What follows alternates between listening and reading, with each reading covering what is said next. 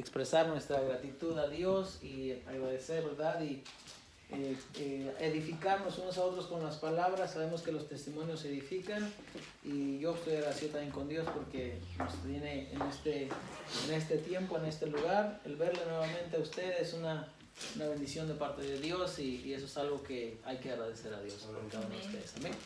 Vamos en esta mañana a continuar con nuestra clase en el libro de Primera Tesalonicenses. Estamos viendo esta carta.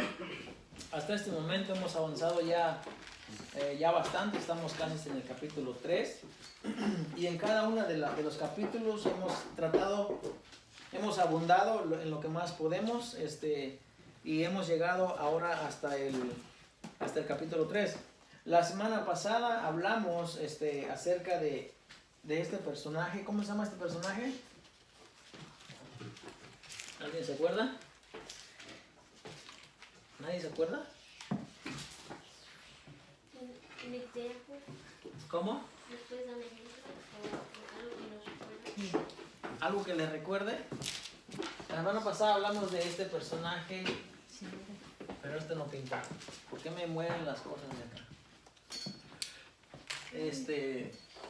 Vamos a buscar 1 Tesalonicenses 2:17 y luego continuamos la lectura allí.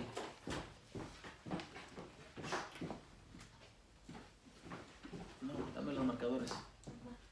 1 Tesalonicenses 2:17 y nos vamos a ir corrido hasta el verso 5 del capítulo 3. Dice la palabra del Señor, honrando al Padre, al Hijo y al Espíritu Santo. Pero nosotros, hermanos, separados de vosotros por un poco de tiempo, de vista pero no de corazón, tanto más procuramos con mucho deseo ver vuestro rostro. Por lo cual quisimos ir a vosotros, yo Pablo ciertamente una y otra vez, pero Satanás nos estorbó. Porque ¿cuál es nuestra esperanza o gozo o corona de que me gloríe? ¿No lo sois vosotros delante de vuestro Señor Jesucristo en su venida? Vosotros sois nuestra gloria y gozo. Por lo cual, no pudiendo soportarlo más, acordamos quedarnos solo en Atenas. Y enviamos a Timoteo, nuestro hermano, servidor de Dios y colaborador nuestro en el Evangelio de Cristo, para confirmaros y exhortaros respecto a vuestra fe, a fin de que nadie se inquiete por estas tribulaciones, porque vosotros mismos sabéis que para esto estamos puestos. Porque también estando con vosotros os predecíamos que íbamos a pasar tribulaciones, como ha acontecido y sabéis. Por lo cual, también yo, no pudiendo soportar más, envié para informarme de vuestra fe, no sea que os hubiese tentado el tentador y que vuestro trabajo resultase en vano. Pero cuando Timoteo volvió de vosotros a nosotros y nos dio buenas noticias de vuestra fe y amor, y que siempre nos recordáis con cariño, deseando vernos como también nosotros a vosotros. El 7 para terminar. Por ello, hermanos, en medio de toda nuestra necesidad y aflicción, fuimos consolados de vosotros por medio de vuestra fe. Amén. Amén. Vamos a agradecer al Señor.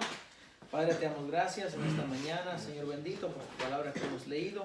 Te rogamos, te pedimos, Señor, que hables a nuestra vida, Señor, a través de tu palabra, que edifique nuestra vida, que salgamos de este lugar, Señor, con tu palabra, Señor, más dentro de nuestro corazón y que podamos poner por obra cada palabra, Señor. En nombre de Cristo Jesús, te damos gracias en esta mañana. Amén. Bueno, la semana pasada entonces hablamos de este personaje que se llama Satán, ¿ok? O vamos a poner aquí, como diríamos, el Satán. Ok, y hablamos quién es este personaje y les expliqué que este personaje, como el Satán, solamente aparece 2 veces en la Biblia hebrea. En la Biblia hebrea es lo que es, no el Nuevo Testamento, sino el Viejo Testamento. ¿Por qué se llama así? Porque son los únicos libros que están escritos en hebreo. Lo que es Nuevo Testamento, ya todo es escrito en griego. Incluso hay muchas cartas, que se conocen como cartas apócrifas, que no están dentro del canon bíblico porque se cree que no tienen una relevancia, no tienen un mensaje correcto.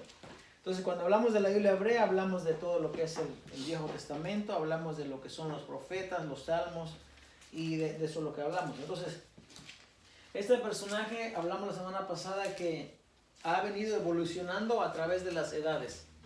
Hoy en día, Satanás para mucha gente, quiero aclarar, no para mí, espero que no para usted también.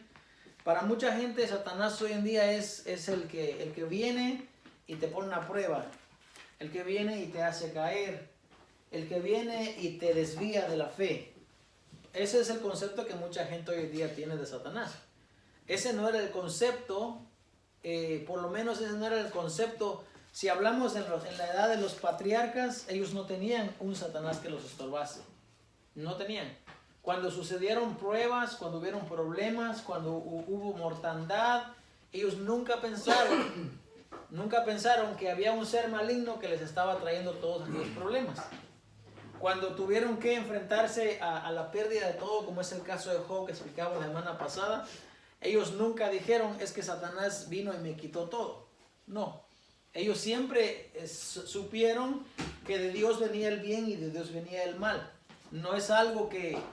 Mucha gente tiene esta idea de que Dios hizo a un ser perfecto, bonito, hermoso, que cantaba en el cielo, que dirigía la orquesta, y de repente un día se le ocurre dar un golpe de estado y se le ocurre presentarse delante del gran yo soy, y le dice, ¿sabes qué? No estoy de acuerdo contigo y te voy a hacer la rebelión y te hago la guerra.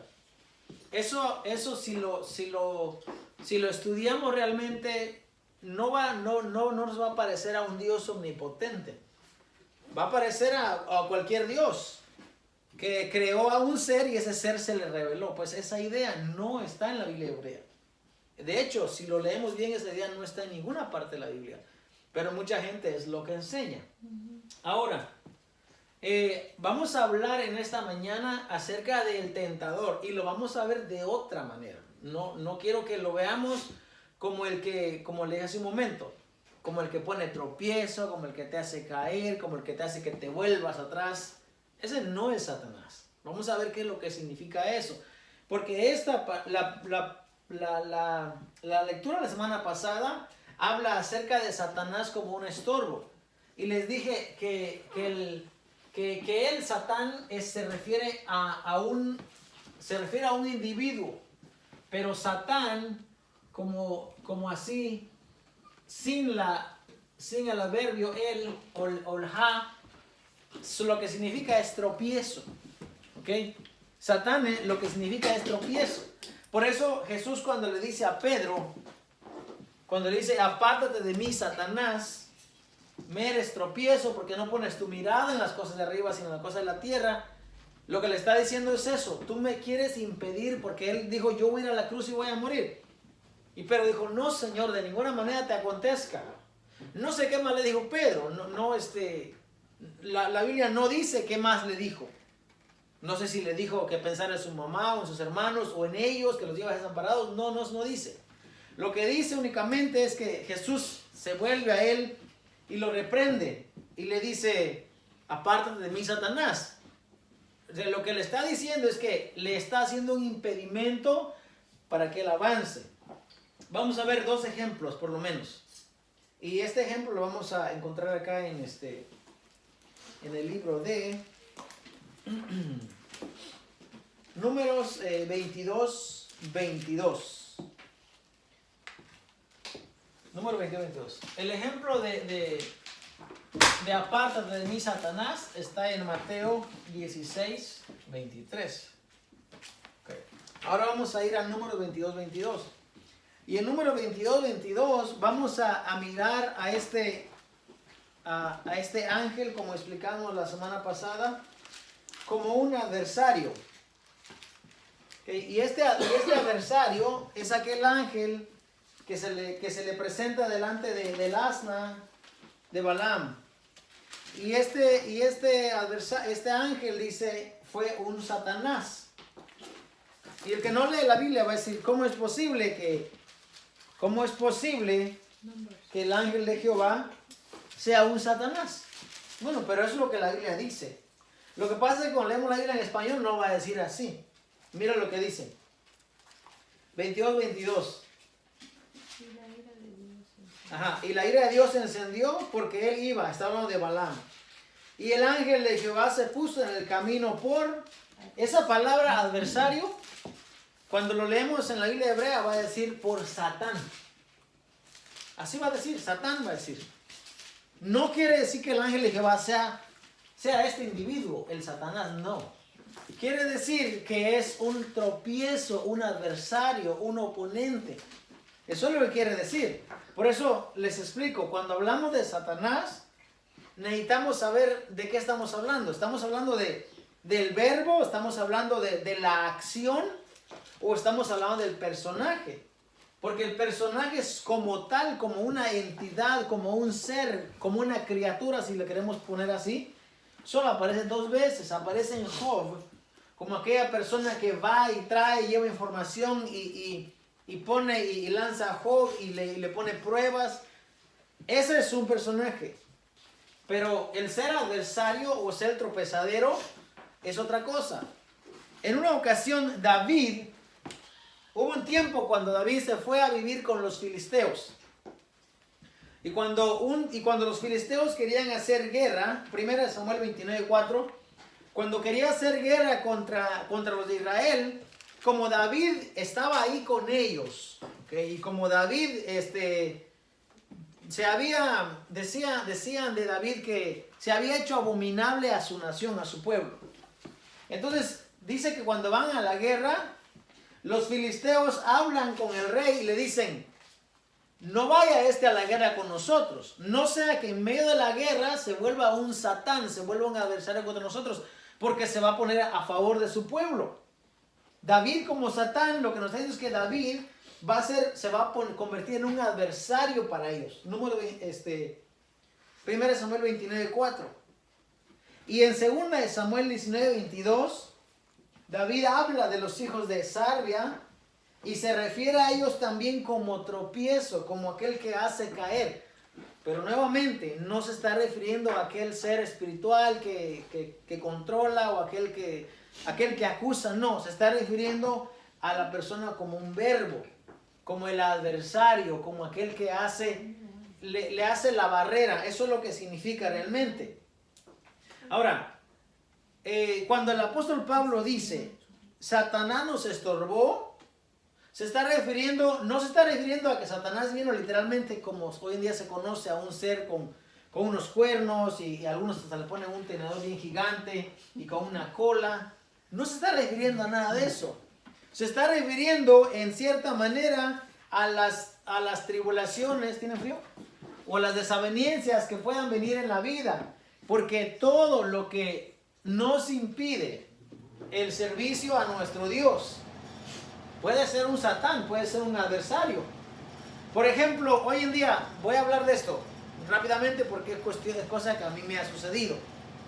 Ok, si yo, por ejemplo, tengo un plan, una meta, tengo mi servicio a Dios, como iglesia lo tenemos dedicado el día miércoles y el día domingo. Ok, un ejemplo, si yo digo, bueno, el domingo yo tengo que ir a trabajar, entonces tengo que decido, voy a servicio de Dios o me voy a trabajar, o el miércoles, porque están todos los demás días. Entonces yo soy el que decido si eso va a ser un tropiezo para mí o no. Yo soy el que lo decido. Escuche bien, no viene una entidad de afuera y me dice, no, porque el trabajo es bendición si lo queremos ver de esa manera. ¿Qué pasa cuando tenemos trabajo? Podemos proveer para nuestra familia, podemos proveer para el que necesita, podemos suplir nuestras necesidades. El trabajo es bendición, no está mal. Ahora, cuando el trabajo cuando el trabajo toma el lugar de servicio a Dios, entonces podemos decir, eso es un tropiezo. Y muchas veces nosotros, no todas, hay situaciones en las que usted no puede porque por X o por Y razón no puede. Pero muchas veces nosotros podemos decidir. Yo entiendo cuando una persona acaba de venir a Estados Unidos y no tiene casa o viene con su esposa, sus hijos y tiene que trabajar los 7 días de la semana. No se puede, no tiene dinero, tiene que pagar, tiene que comer, tiene un lugar donde vivir. Pero las personas que llevamos aquí más de 3, 4, 5, 10 años, ya tenemos tiempo, ¿no? de cómo arreglar nuestras cosas para acomodar la situación al modo que no interfiera con nuestro servicio a Dios. Eso podría ser un tropiezo. Hablando en otras palabras, eso podría ser un Satán. Y la gente que lo que confunde, diría, ese hombre está loco, ¿cómo va a ser un Satanás el trabajo? Pues sí, porque es una barrera entre tu servicio contigo y con los hermanos que vamos a adorar a Dios. Podría ser de esa manera. Ahora, el apóstol Pablo dice que habían querido ir a visitarlos muchas veces, pero Satanás nos había estorbado. Ahora, Satanás como estorbo se puede interpretar de muchas maneras. Pero ¿qué tal cuando hablamos de tentador? Porque el verso 3, el capítulo 3 del 1 Tesalonicenses 3 y el 5 dice: por lo cual también yo, no pudiendo soportar más, envié para informarme de vuestra fe, no sea que os hubiese tentado el tentador y que vuestro trabajo resultase en vano. Ahora, ¿quién es el tentador? ¿Quién es el tentador? Ahí es donde se abunda la clase de esta mañana. ¿Quién es el tentador? Porque el tropiezo puede ser cualquier situación que interfiera con nuestro servicio a Dios, con nuestra relación con Dios. Ahora, ¿quién es el tentador? Si cualquier cosa que interfiera con nuestro servicio a Dios puede ser un Satán, puede ser un tropiezo, puede ser un adversario, una barrera, puede ser lo que nos impide. ¿Quién es el tentador entonces? Aquí parece que Pablo está hablando de alguien, de una entidad. Parece que está hablando de un personaje, pues. Bueno, vamos a ver qué dice la Biblia acerca de la tentación. Porque cuando hablamos de tentación podemos entender de muchas maneras. Mucha gente se refiere a Mateo 4. Vamos a hablar lo que eso significa. Dice la palabra del Señor: no sea que os hubiese tentado el tentador. O sea, está haciendo como que realce en esa palabra, énfasis en esa palabra. No sea que os hubiese tentado el tentador. Ahora, lo que la palabra del Señor en el verso 3 dice: a fin de que nadie se inquiete por estas tribulaciones, porque vosotros mismos sabéis que para esto estamos puestos. Acá claramente hay una declaración de que, como dice 1 Pedro 4:18, el justo con dificultad se va a salvar. Mientras estemos en esta vida, van a haber tribulaciones, van a haber conflictos, van a haber problemas. El apóstol Pablo dice: para esto estamos puestos. Fíjese, cuando el apóstol Pablo habla de estas tribulaciones, esto muchas veces tenía que ver con que a los cristianos le quitaban la vida. No era como que hoy, como la gente como dice: tengo una enfermedad y ya estoy atribulado. Esas tribulaciones no se comparan con lo que los cristianos del primer siglo pasaban. A ellos literalmente le quitaban la vida y los metían en hacer espectáculo de que ser devorado por aquellas fieras y a luchar por su vida. Estaban realmente atribulados ellos. Más el apóstol Pablo dice que para esto mismo, dice, estamos puestos. 1 Pedro 4:18. 4 dice: porque también estando con vosotros os predecíamos que íbamos a pasar tribulaciones, como ha acontecido y sabéis. Ahora, las tribulaciones son inevitables. No podemos evitar que la tribulación venga a nuestra vida. Jesús mismo dice en Lucas 17:1, y Jesús le dijo a sus discípulos: y es inevitable que vengan tropiezos, pero hay de aquel por quien viene. Otra versión dice, y a sus discípulos dice: imposible es que no vengan escándalos, mas hay de aquel por quien viene. Otra versión, Dios habla hoy, dice: Jesús dijo a sus discípulos: no se puede evitar que haya incitaciones al pecado. Vemos cómo algunas versiones traducen tropiezos como escándalos, otras como incitaciones al pecado, y hay otra versión que dice: Jesús dijo a sus discípulos: siempre habrá tentaciones para pecar, pero ¿qué aflicción le provoca a la persona que provoca la tentación? Quiere decir que los traductores entienden esta palabra tropiezo como escándalo, como incitaciones al pecado o como tentaciones. El apóstol Pablo dice que mientras estábamos con ustedes, les predecíamos que íbamos a pasar tribulaciones, porque la tribulación, hermano, no es algo que nos podemos quitar. En el mundo tendréis aflicción, dijo Jesús, pero confiad en mí, yo he vencido al mundo. Yo sé que mientras estamos en este mundo tenemos muchas aflicciones, pero acuérdese siempre, hermano, las tribulaciones que podamos pasar hoy en día no se comparan a lo que nuestros hermanos estaban pasando en el primer siglo. Cuando usted está en Estados Unidos de Norteamérica, hay una constitución que lo respalda, que lo defiende, que lo apoya, por lo menos hasta ahorita. No sabemos qué pase más adelante. Ahorita usted tiene libertad de culto, libertad de religión. Ahorita, si usted quiere, mientras no interfiera con la paz de otra persona, usted puede reunirse en su casa, puede tener música, puede hacer un servicio al aire libre. Usted no interfiere con nadie, porque todavía está esa protección. Los hermanos en el primer siglo no podían hacer nada de eso. Estaban escondidos, estaban reunidos en las cuevas, en las casas, estaban orando silenciosamente porque no querían que el gobierno romano los encontrase y los acusara de disensión, los acusara de estar haciendo complot, de estar haciendo espionaje. No, ellos no querían nada de eso. Entonces, la tribulación que pasamos hoy en día, como dice el apóstol Pablo, son inevitables, tenemos que pasar. Ahora, por lo cual también yo, dice, no puedo soportar más, envié para informarme de vuestra fe, no sea que os hubiese tentado el tentador y que nuestro trabajo resultase en vano. Bueno, si somos honestos, creo que muchas veces nosotros cuando leemos esto, nos pensamos rápidamente en Satanás como un tentador, como que es Satanás el que va a tentar. Ahora, hay dos versiones de lo que es la tentación, por lo menos en lo que voy a explicar hoy. Vamos a referirnos a Santiago 1 y vamos a referirnos también a la tentación de Jesús en Mateo 4. Después de estudiar estos pasajes, yo estoy seguro que lo vamos a ver de otra manera. Porque, por ejemplo, Santiago 1:13 nos habla y nos dice claramente, el apóstol Santiago, que realmente su nombre es James, ¿verdad? James o Jacobo, dice el verso 12 del capítulo 1: bienaventurado el varón que soporta la tentación, porque cuando haya resistido la prueba, recibirá la corona de vida que Dios ha prometido a los que le aman.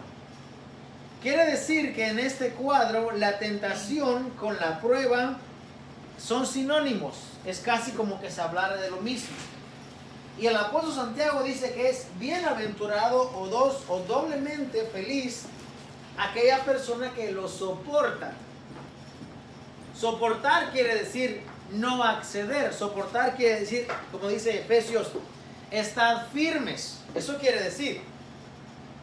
Y si nos vamos solamente con ese pasaje no entenderíamos, pero más abajo él explica. Dice, cuando alguno es tentado, dice, no diga que es tentado de parte de Dios. Que entonces vamos a poner por claro que la tentación no viene de Dios. No, la tentación no viene de Dios. Cuando alguno es tentado, no diga que es tentado de parte de Dios. El pasaje de Tesalonicenses dice, no sea que os hubiese tentado el tentador. Y aquí dice, no diga que es tentado de parte de Dios. Porque Dios no puede ser tentado por el mal, ni Él tienta a nadie. Si usted repite esa palabra, tentado, tienta, al final se le hace como un puzzle en su cabeza. Pero tentar quiere decir poner a prueba o ponerte un tropiezo o ponerte una carga. Dice, sino que cada uno, o sea, aquí le da una responsabilidad, nos da una responsabilidad a cada uno. Sino que en cada uno es tentado cuando de su propia concupiscencia o de su propia mente es atraído y seducido. Fíjese, antes de cometer el pecado, primero el pecado entra muchas veces por la vista. Muchas veces entra por la vista. Por eso Jesús dijo, si tu ojo te es ocasión de caer, dijo él, arráncatelo, dice, y échalo al fuego, dice. Pues mejor es que entre ciego o que entre sin un ojo a la vida eterna, que con los dos ojos, dice, al lago de fuego, ¿ok? O al infierno. Si tu mano, si tu pie te es ocasión de caer, quítatelo. Bueno, dice acá, cada uno es tentado cuando de su propia carnalidad realmente o de su propio pensamiento es atraído y seducido. Bien, esto es como la clase de cómo el pecado se lleva a cabo.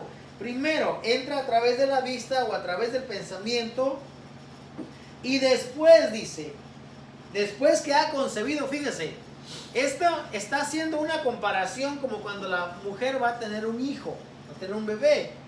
Primero entra la semilla, el esperma, y luego dice que concibe y se forma, y después dice, da luz al pecado. O sea que si lo vemos, el pecado tiene tres fases.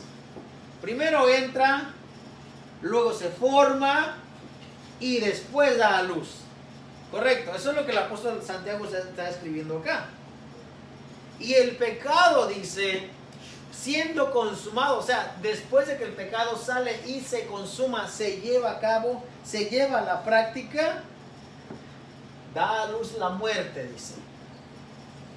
Está bien claro, está bien explicado. Bueno, ahora, ¿de quién viene la tentación entonces? ¿De quién viene? Porque el apóstol Santiago está diciendo aquí que cuando alguien es tentado, que no saque a Dios de la ecuación. Dios no tiene nada que ver.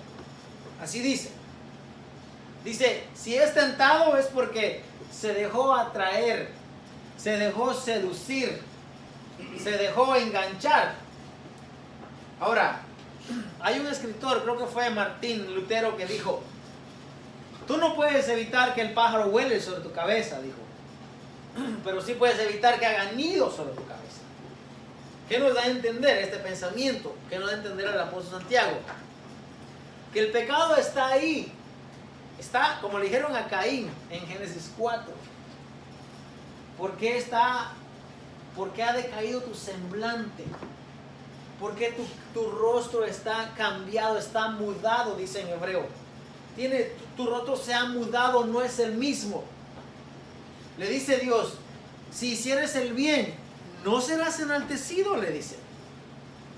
Mas si por el contrario dice, he aquí el pecado está a la puerta. Y le dice, pero con todo esto, dice, a ti será su deseo y tú, dice, te enseñorearás de él. O sea, tú tienes autoridad sobre lo que vas a hacer. No lo hagas. El pecado está a la puerta, le dice Dios en Génesis 4. Y Caín, en vez de escuchar la voz de Dios, y en vez de obedecer y hacer lo que era correcto, porque él sabía lo que era correcto. Porque si no hubiera sabido, no hubiera hecho distinción entre el sacrificio de él y el sacrificio de su hermano. Con todo eso él va y mata. Cuando lo mata, cuando cometió el pecado, da a luz la muerte. En aquel tiempo, la muerte para Caín es el exilio, es sacado de su tierra, es sacado de su familia.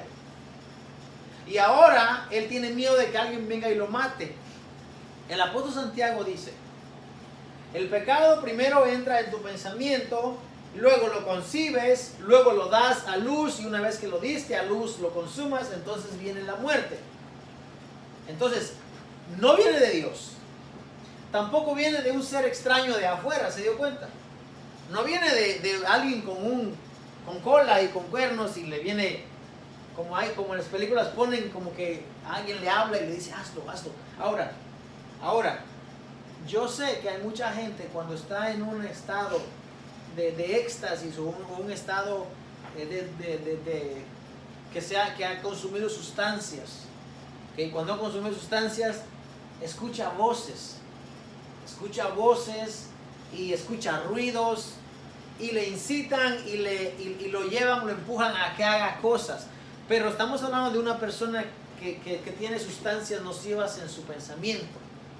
No es una persona en sus 5 sentidos, no.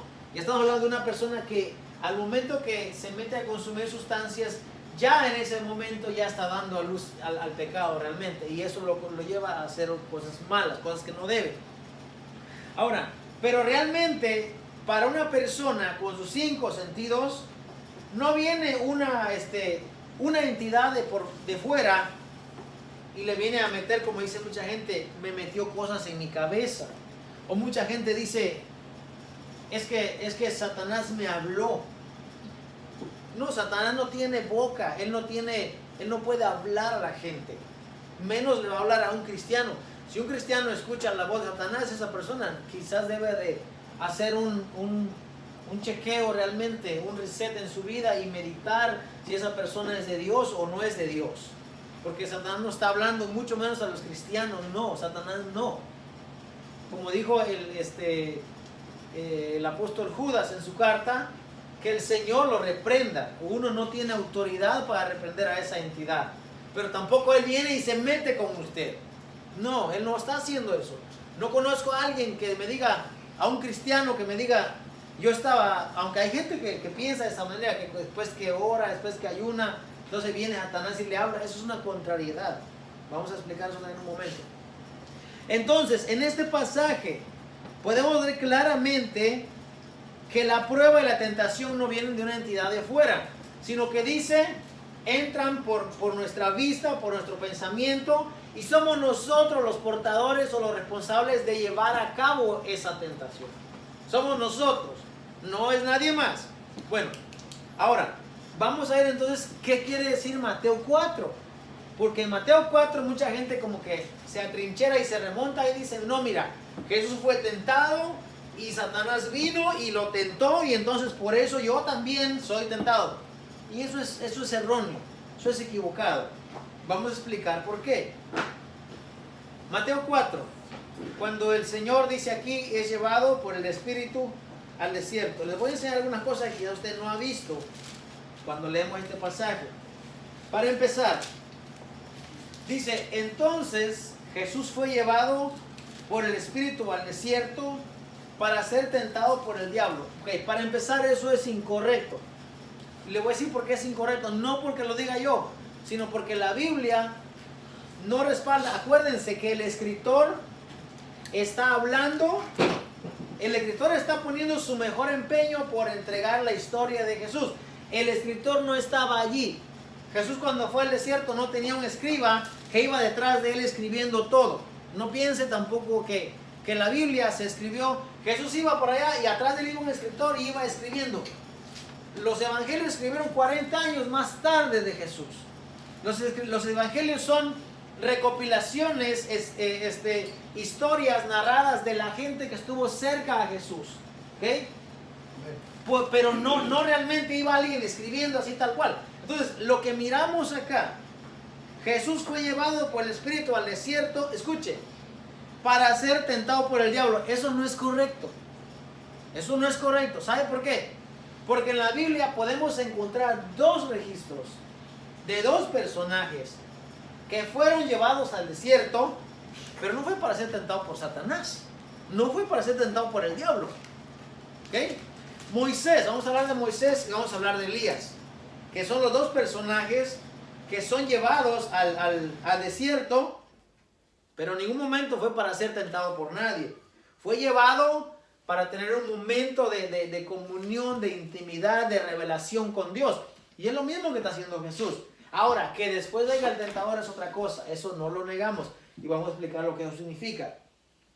Por ejemplo, Moisés, en Éxodo 34, el verso 28, nos habla que Moisés se aisló, subió a la montaña y estuvo allá con Dios. Y en ese tiempo no comió mientras él estaba allá en el monte. Estaba cuando él va a recibir las tablas de la ley, los mandamientos, cuando él va a recibir el convenio, el pacto de Dios con el hombre. Y no fue porque iba a ser tentado, sino que es llevado en un tiempo. Los hombres, hermano, los hombres de la Biblia, los hombres santos, los hombres que se consagraron para Dios, se retiraban al monte. ¿Sabe por qué? Porque la ciudad siempre ha tenido la ciudad se entiende como perversa, como malvada. Por eso hay una comunidad que se retiraron fuera de Jerusalén, salieron, que se conocen como los esenios, que se retiraron porque no podían soportar la corrupción y la maldad, la malicia que estaba llevando a cabo en el templo de Jerusalén. El otro caso es Elías, en Primera de Reyes 19. Cuando Dios le da a Elías de comer y le dice, levántate, come y bebe, porque el largo camino te espera. Y dice que con esa comida él caminó 40 días hasta que llegó al monte Oreb, al monte de Dios. Entonces, cuando Jesús se va a ayunar y se retira a orar, fue para ir y tener un momento con Dios, con su Padre. No fue en ningún momento, como dice el escritor. Escuche qué dice. Fue llevado por el desierto para ser tentado. Y eso no es lo que Jesús fue a hacer allá. Jesús fue a tener un momento de intimidad con su Padre. Acuérdense. Jesús vino a cumplir la voluntad del Padre. El Mesías vino para cumplir la voluntad del Padre. Pero vemos que entonces, cuando ayuna 40 días y 40 noches, tuvo hambre. Ahí está. Y vino a él el tentador. Entonces, este tentador, parece que es una entidad, es alguien que viene hacia él. Y tiene una conversación con Jesús. ¿Ok? Cuando el tentador viene, según lo está refiriendo el escritor, vamos a ver cómo Jesús es tentado. Porque de la manera que entendemos cómo Jesús fue tentado, vamos a poder entender si esto es referente a lo que dice Santiago o a lo que dice el apóstol Pablo. ¿Ok? Y la primera tentación que viene, o la primera prueba que le dan a Jesús acá, viene y dice, si eres hijo de Dios, di que estas piedras se conviertan en pan. ¿Dónde está la tentación allí? ¿Dónde está la tentación? Por eso, Hebreos dice que Él padeció y fue tentado en todo para que se mostrase misericordioso y piadoso con nosotros. ¿Dónde está la tentación ahí? Oiga, después de ayunar, es muy normal que usted tenga hambre. Es muy normal. Porque después que usted ayuna un día o 2 días, imagínese 40 días. Claro que tiene hambre. La tentación no está en, dice, di que estas piedras se conviertan en pan. Mucha gente piensa y dice, es que Jesús, si obedecía al diablo, ya él perdía. Eso no iba a pasar. Porque Jesús es el unigénito de Dios, el que Dios envió al mundo. Cuando antes de él morir le dice, Padre, he acabado tu obra, lo que me mandaste a hacer, ahora glorifica a tu Hijo, dice, con aquella gloria que me diste antes de que el mundo fuese hecho. El Cordero inmolado ha sido inmolado desde antes de la fundación del mundo. Satanás no tenía nada que ver aquí. Él no iba a hacer caer al Hijo de Dios. No lo iba a hacer caer. Pero ¿dónde está la tentación? Escuche. Si eres hijo de Dios. Si eres hijo de Dios. Olvídese lo demás que sigue. Nos quedamos en la primera parte. Si eres hijo de Dios. ¿Dónde está la tentación? En la duda. La palabra del Señor dice que lo que no es de fe, dice, esto no es agradable a Dios. Dice la palabra del Señor, si eres hijo de Dios. Santiago, ya nuevamente 1, 5 y 6, nos habla algo acerca de eso. Y nos dice que el hombre de doble ánimo, dice que es inconstante en todos sus caminos. ¿Ok? No se puede ser una persona que dude, porque si duda ya no proviene de fe. Romanos 14, 23, dice el apóstol Pablo hablando de esta manera. Romanos 14, 23. El 22 dice, ¿tienes tu fe? Tenla para contigo delante de Dios. Bienaventurado el que no se condena a sí mismo en lo que aprueba. Pero el que duda, dice, sobre lo que come, es condenado porque no lo hace con fe. Y todo lo que no proviene de fe, es pecado. Entonces la primera tentación o la primera prueba que tenemos acá no es convertir la piedra en pan, sino es la duda. Este tentador viene y lo primero que hace es que pone duda o quiere poner duda. Jesús sabe que Él es hijo de Dios. Jesús no tiene que mostrarle a Satanás o al tentador que Él es hijo de Dios, porque Él sabe de dónde Él vino. Entonces lo primero le dice, si eres hijo de Dios. O sea, si eres. La primera es una duda. Lo otro tiene que ver con adoración.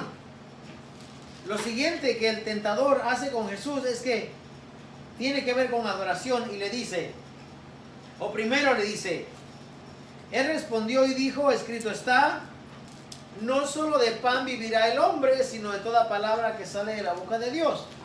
Refiriéndose a cómo Dios ha traído la provisión con los israelitas cuando estuvieron en 40 años en el desierto. Y de hecho,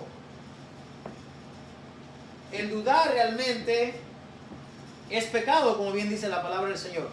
Entonces dice, el diablo le llevó a la santa ciudad y le puso sobre el pináculo del templo.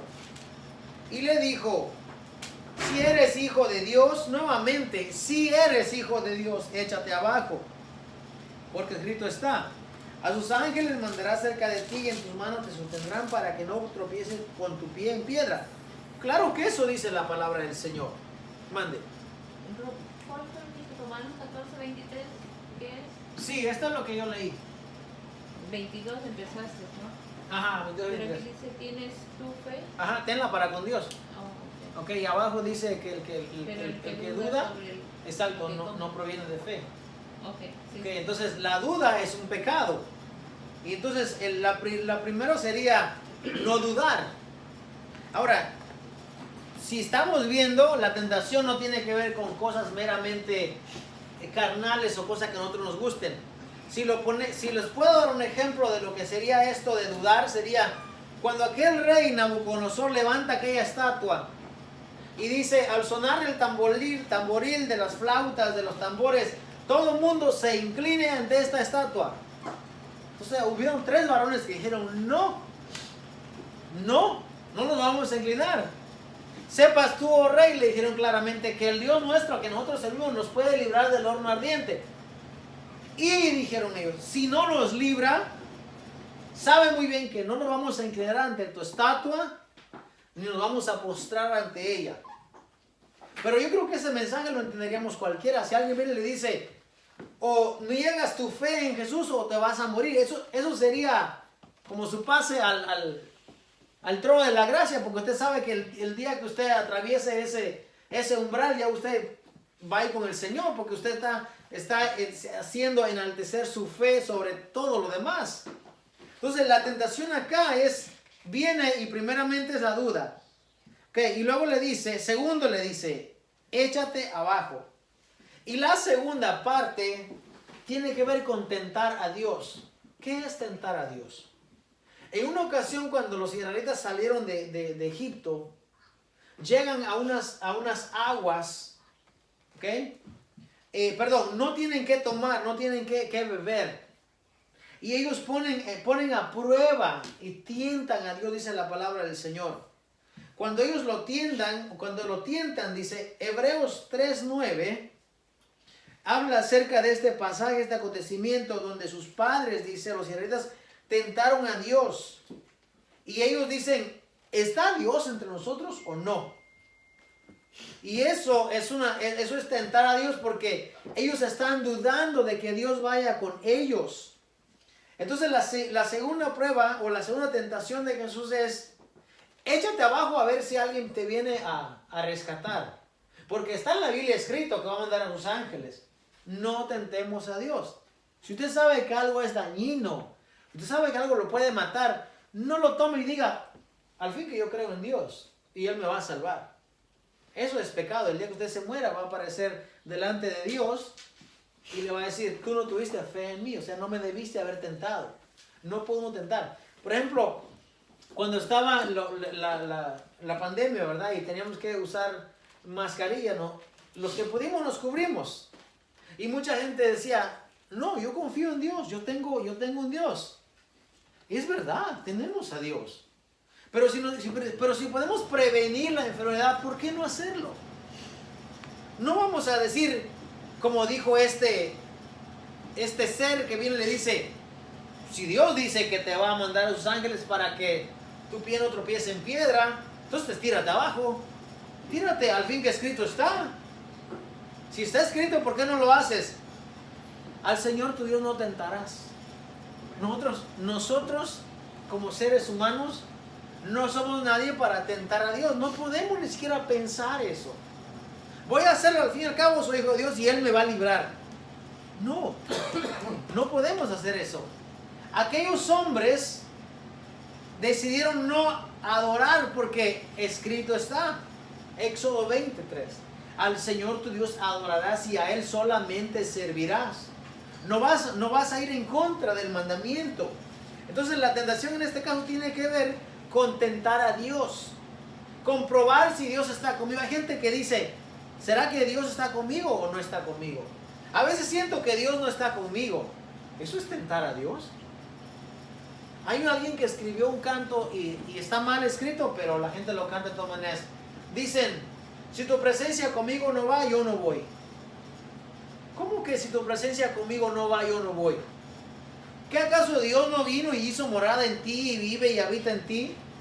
Entonces, ¿por qué decir, si Dios no va conmigo allá, yo no voy? No, más bien cuidémonos de dónde vamos porque Dios va con nosotros.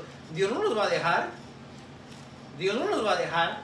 Entonces, el temor es implicado ahí en que donde quiera que vaya tengo que cuidarme yo porque llevo a Dios conmigo. No voy a dudar, ¿será que Dios va a ir conmigo allá? Toman ese verso cuando Moisés dijo, Señor, si tu presencia no va con nosotros, no vamos. Pero el pueblo era un pueblo de dura cerviz, dice la palabra, eran duros de corazón. Entonces por eso Moisés dijo eso. Si no vas con nosotros, Señor, yo no quiero ir. ¿Por qué? Porque este pueblo es un pueblo rebelde, no te conoce, me quieren matar. El contexto es diferente. Hoy en día los que somos lavados con la sangre de Cristo y redimidos para Dios, no podemos pensar, ¿será que Dios está conmigo? ¿Será que Dios va conmigo? Eso es tentar a Dios. Entonces la tentación no viene con cosas materiales, con cosas de comer o con cosas en cuales podamos deleitarnos. La tentación es algo más profundo. Lo que Jesús padeció no tenía que ver tanto realmente con comer, sino con que el tentador, dice, quería saber si él era. Porque le dice, échate abajo, al fin que está escrito. Y entonces, lo tercero tiene que ver con adoración. Todos estos reinos del mundo, dice, te daré si postrado me adorares. Si alguien viene a usted y le dice, te voy a dar todo esto si tú me adoras. Claro que usted va a decir no. Claro que usted va a decir que no. Claro que lo va a mirar, pero inmediatamente. No se tiene que disfrazar de ángel de luz porque usted lo está viendo. Claro que no me voy a postrar ante eso. Claro que no voy a adorar a eso. ¿Por qué? Porque está escrito, al Señor tu Dios adorarás y a Él solo servirás. Éxodo 23 dice, yo soy Jehová tu Dios que te saqué de la tierra de Egipto. No tendrás dioses ajenos delante de mí. No te harás imagen de algún objeto que está sobre la tierra, ni encima de la tierra, ni en los cielos, ni en las aguas, ni debajo de las aguas. No te inclinarás a ellas para adorarle, porque yo soy tu Dios, fuerte, celoso, que visito la maldad. Dice claramente el mandamiento. Entonces cuando este personaje o este ser le dice a Jesús, yo te voy a dar todos tus reinos si solamente te postras ante mí y me adoras. No, está escrito, yo no voy a adorar a nadie que no sea mi Dios. Entonces, ¿cómo viene la tentación con Jesús? Vimos que no es lo mismo que dice Santiago. Santiago dice que la tentación o el pecado o la prueba entra por nosotros y nosotros decidimos si llevamos a cabo eso o no. Con Jesús, la tentación que vino con Jesús fue la duda, el tentar a Dios y la adoración. Ahora, esas tres cosas Si vienen a nuestra vida, nosotros vamos a identificar que eso no viene de Dios. Y vamos a identificar, o sea, es algo que usted lo ve, lo va a distinguir. A mí ya se va a dar cuenta de lo que es. Ahora, de la tentación que habla Santiago, habla de una tentación que entra por nuestros ojos o por nuestro... Más bien siempre es por nuestros ojos, creo yo. Algunas veces entra por nuestros oídos. Cuando alguien viene y le habla mal de otra persona, por ejemplo. Eso sería la otra manera por cual la tentación podría entrar a su vida. Pero hoy, usted tiene como una puerta, ¿verdad? Y usted decide si lo deja entrar o no. Al final, esa persona que viene, usted tiene la autoridad o el deber o el derecho de decir, ¿te quiero escuchar? No te quiero escuchar. Si yo soy suficientemente maduro, voy a decir, mira, no podemos hablar del hermano o la hermana o XY, porque no está aquí. No está aquí. Entonces, si no va a ser edificación lo que vas a decir, pues mejor no te quiero escuchar. O sea, usted no va a ceder a la tentación. Y si usted, por mirar algo, le va a hacer caer, usted puede decidir no mirar y voltear para otro lado. Entonces, por ese lado, la tentación no va a entrar a usted. Ahora, cuando el apóstol Pablo se refiere a que no sea que os hubiese tentado el tentador, claramente yo puedo ver que se está refiriendo a la semilla que ha sido depositada en sus corazones. La palabra del Señor dice que cuando Jesús le da la parábola de las semillas, habla de 4 clases de semillas. ¿Okay? Les habla las que caen junto al camino y dice que las aves vienen y se llevan la palabra. Y luego las que caen entre pedregales. Y luego dice que porque no tiene, dice que, cae entre espinos, perdón, y los espinos dice que la ahogan y se hizo infructuosa, se murió la semilla. La tercera cae en pedregales y dice que como no tenía suficiente tierra, no enraizó profundamente y cuando salió el sol, el calor del día abrasador la secó y se acabó. Y la cuarta dice que es la semilla la que da fruto. Ahora, cuando los discípulos le preguntan a Jesús y le dicen, explícanos cuál es la parábola, porque no entendían el propósito de las parábolas. Entonces, Jesús les explica lo que la parábola significa. Y en la parábola hay una parte en la que cuando dice, las piedras, los espinos, son los afanes de este mundo. Y cuando los afanes de este mundo vienen, ahogan la palabra y la palabra se hace infructuosa. Ahora, muchas veces los afanes de este mundo tienen que ver con nuestras decisiones. El apóstol Pablo dice en la carta a Timoteo, dice, y esto yo le decía yo al hermano hace 4 o 5 días que hablaba con él, porque es lo que la palabra del Señor dice, que los que quieren enriquecerse, dice, caen en muchas tentaciones y caen en lazo, dice. Ahora, ¿es usted la posición o es usted la responsabilidad de decir sí o de decir no?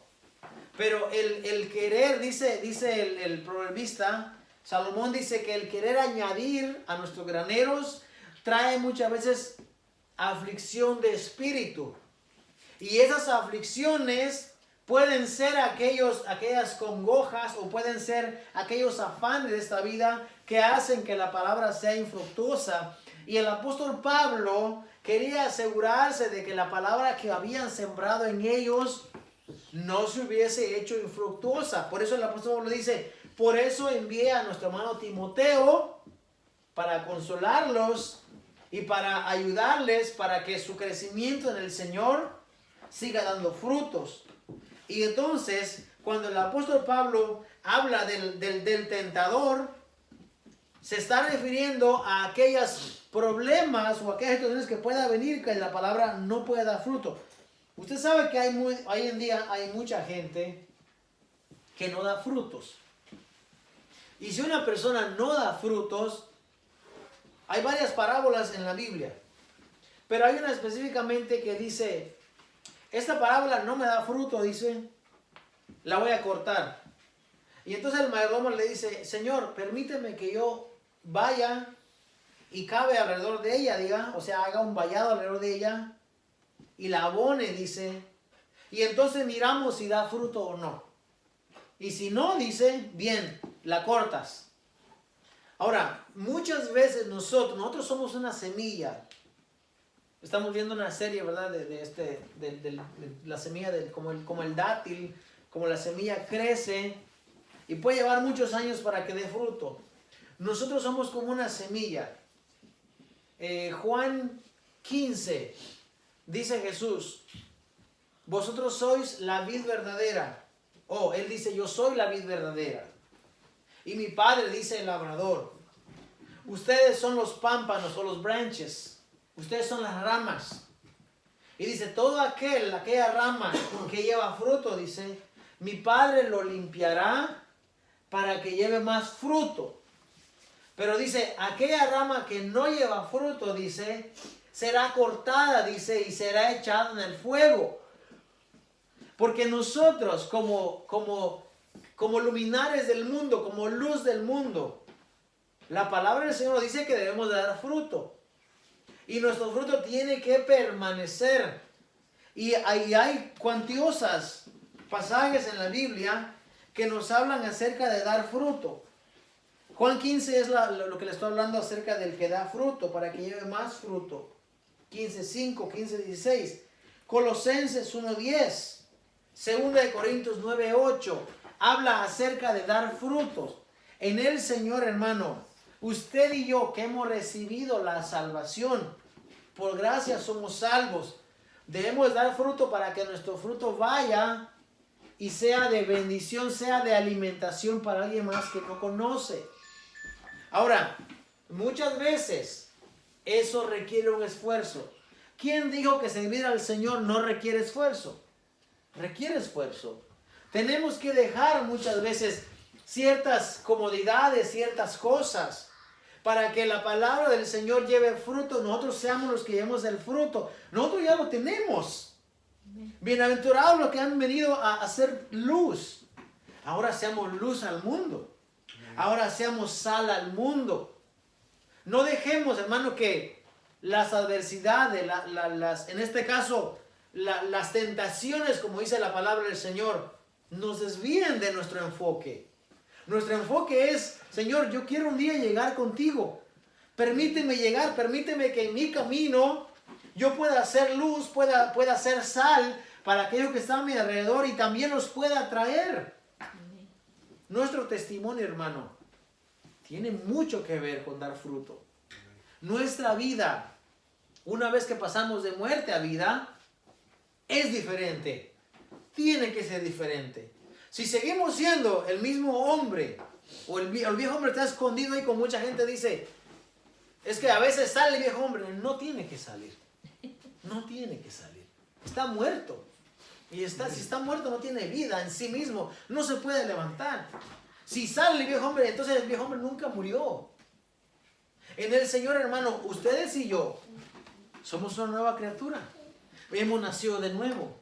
Tenemos que procurar, hermano, llevar fruto y abundar para su gloria, como dice su palabra. Amén.